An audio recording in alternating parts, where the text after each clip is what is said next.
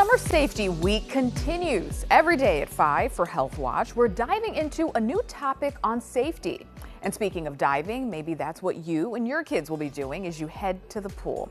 I took a trip to Orikawa Y in Towson, where all ages were enjoying some time in the water, from swimming laps in the pool to securing the goggles and enjoying some fun in the water with family. Summer is here, and with that comes so many things that are top of mind, many of them being safety. So joining me now is Brooke with the Y in Central Maryland, and we're here to talk about water safety overall. And so many people can sometimes be overwhelmed with all the things to keep in mind, but share with me a little bit about the key things that we have to remember when we think about basically being in the water this summer. What's one of them?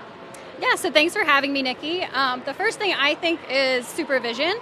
So whether that is swimming in front of a lifeguard at a guarded pool or having a designated water watcher if you're either at the ocean, in a backyard pool, and making sure that that is an adult that is solely watching everyone in the pool. So making sure they are not on their phones, they're not being distracted.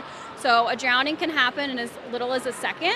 So we really want to make sure that we're focusing on those people in the pool. And something cool that the YUSA has come out with this year is a campaign called Phones Down, Eyes Up. Really just to hone in on making sure that that water watcher adult is paying attention and keeping their focus on everyone in the pool. And that's also good to know. What about some of the people who want to enjoy pools but may not be the best swimmers? What are some safety tips that you want them to keep in mind? Yeah, so there's two things with this. One is always swim with a buddy. So making sure that you have a friend with you in the pool that is accountable for you as well. And the second is also wearing a U.S. Coast Guard approved life jacket. So making sure that that also fits properly. You know, a lot of times we see kids in pools where the life jacket's all the way up top and their airways down closer to the bottom. So we want to make sure that those straps are snug. And if we were to lift up near the shoulders, that the life jacket isn't going to slip off. These are all amazing tips that sometimes we lose sight of, especially when we come to the Y or we're enjoying like pool time with family and friends. What is something else that a lot of people forget about when they think about water safety and pool safety?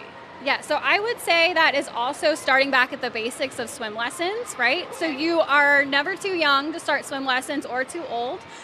So we offer swim lessons here at the Y from ages 6 months all the way through our active older adults. So that we really focus on swimming skills, but also safety within the water. So if anything were to accidentally happen or fall in, we give you the skills and tips and tricks to be able to help yourself in that situation. And Brooke, I'm also thinking about, oftentimes we always fear drowning. What are some stats that you can offer that people can kind of keep in mind when they think about just how quickly it can happen?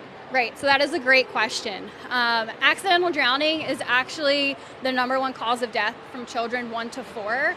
But the even more startling thing is within that statistic, 88% of those drownings have an adult present. Right, so that really brings it back to making sure that we have a water watcher and someone that is focused on that pool to make sure everyone is safe and is able to react in an emergency situation to help resolve that before we add to the statistic.